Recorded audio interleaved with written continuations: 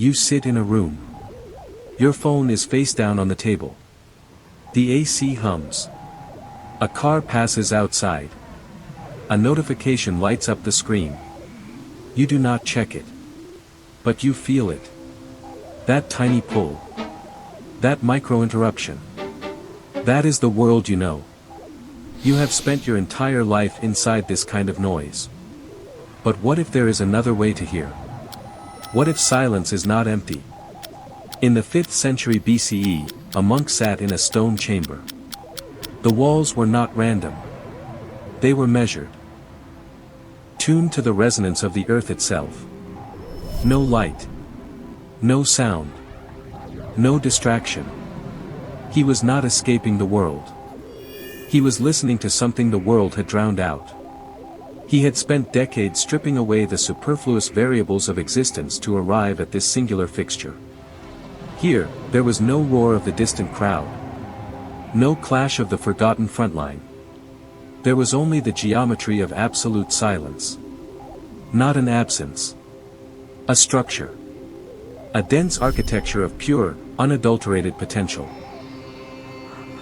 In the Vedic tradition, this core emptiness is called Shiva, the unmanifest, the blank, infinite canvas from which all cosmic structure arises. In Buddhism, it is Sunyata, profound emptiness that holds the blueprint for everything. By holding still, the monk was not ceasing to exist. He was finally syncing his internal rhythm with the source of the data stream itself. Aligning his frequency with the bedrock of reality. But look at the world you have constructed outside those cold walls. Modern life is built on a foundation of constant, frantic, chaotic broadcasting. You emit data. You chase hollow alerts. You fill every available microsecond of your waking life with meaningless vibration. You treat silence as an empty container, a simple, accidental lack of information. But this is a fundamental data error. Silence is not an absence. It is the most sophisticated, high-bandwidth information exchange available to a conscious being. In the crushing noise of your current urban existence, your brain acts as a frantic, exhausted guard dog. Tirelessly tagging every perceived threat.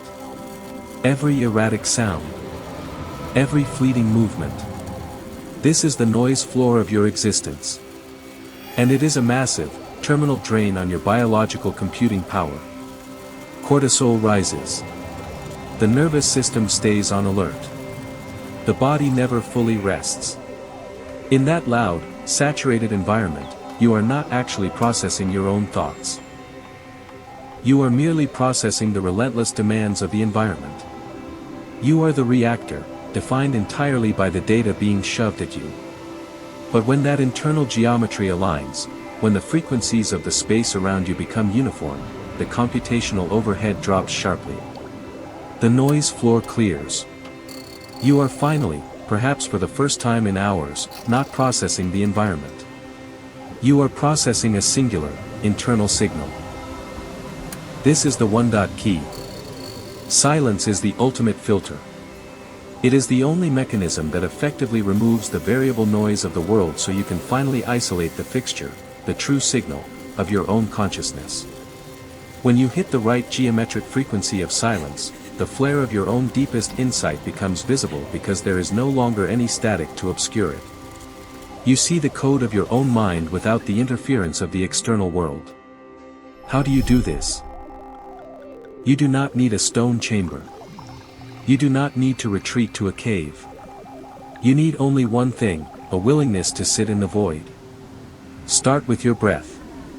One inhalation. One exhalation.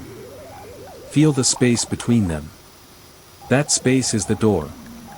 That space is the silence. It is already there. You do not create it. You only have to stop ignoring it. I learned this not in a monastery. I learned it on a bedroom floor in 2017. I was lying on my stomach. I had back pain. I was not looking for anything. I was an atheist. I had never meditated. And then something shifted. A cold warm sensation flooded my body. The noise in my head vanished. I felt my blood flowing through my veins.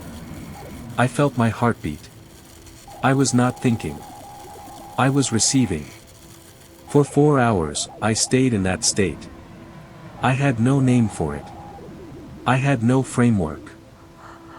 I only knew that the silence I had always feared was not empty, it was full.